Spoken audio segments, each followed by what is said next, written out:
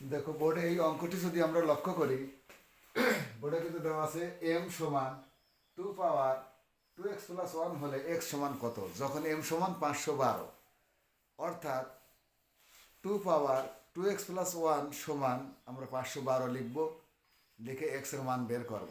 এটা ছোট প্রশ্ন বা নৈর্ব্যক্তিক দুটো আকারে আসতে পারে। আমরা এখানে করি, যেহেতু এম সমান এইটা, তাহলে বা এম এর মান কিন্তু আমরা বসিয়ে দিতে পারি 512 ইকুয়াল 2 পাওয়ার 2x+1 দিয়ে দিলাম, বা 2 পাওয়ার যদি 9 দেই তাহলে কিন্তু 512 হচ্ছে আমাদের, এবং 2 পাওয়ার 2x+1